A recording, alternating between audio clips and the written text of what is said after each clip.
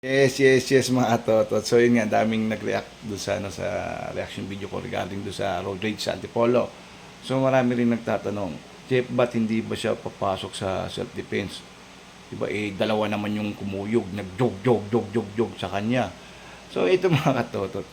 Kasi pag sinabi mong self-defense, dapat mapatunayan mo yung mga justifying circumstances. Ano po ba yung mga toto?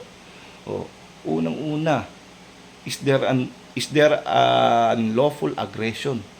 Ibig sabihin, may imminent danger ba sa buhay mo na hindi mo na kayang iwasan yung pangyayari, yung jug na yun. Diba? O katulad sa nangyari doon. Jug siya. Bug. O, hindi ba siya pwedeng tumakbo at iwasan na lang yun at pabayaan na lang, humingi na lang ng tulong sa pulis o sa ibang tao? Diba? Pwede naman yun, di ba? Para hindi na humatong sa mas malala. Pangalawa, the use of reasonable force. Ang katotot. Yung force ba na ginamit niya is akma ba dun sa nangyari? Jug-jugan niya. Jug. Bakit gumamit siya ng pew? Diba? Pwede naman siyang dumampot ng bato o kaya kumuha ng kahoy, iwas-iwas niya para tumigil yung mga yung kabilang panig, di ba? Yung pagjug sa kanya, pwede naman, di ba? Isa pangatlo, mga totot. Tumuntikan ko na makakalimutan. The lack of sufficient provocation, mga katotot. Ano ibig sabihin nun? Hindi mo ba prinubok yung tao? Diba? Kaya, nauwi sa ganung jugjugan. Naprovoke mo ba siya o hindi? O katulad sa nangyari doon. Siyempre, bago naman muna nag-jug yung mga yun, nag-usap muna yun.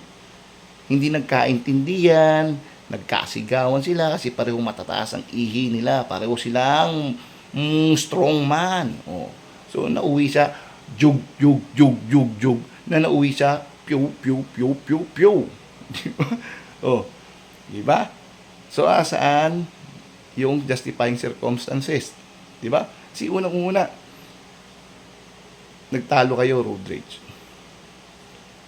Hinamon ka na suntukan o kaya naman, nasa pa ka na. Pwede ka namang hindi na lang gumanti at umiwas kumbaba. Diba?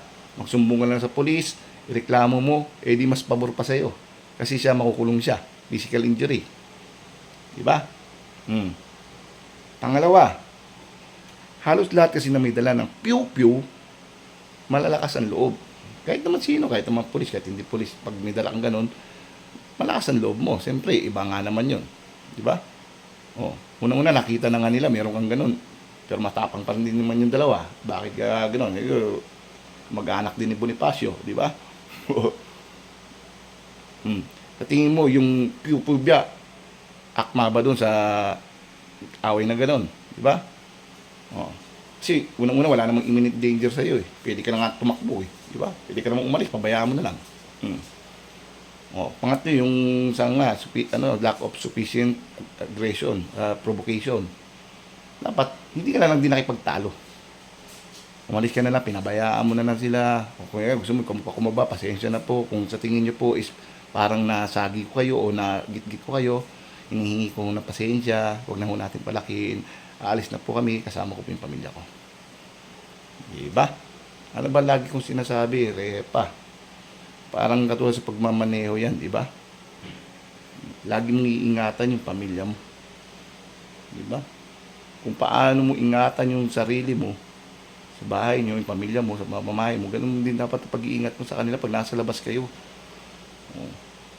Kaya dapat, yung ako kasi asawa ko, lalo na pag mainit ulo ko, ilang beses na rin ako muntikan sa ganyan, siyempre asawa siya, sabihan ako, Daddy, wag mo na patulan. Yun, hindi ka na papatulan.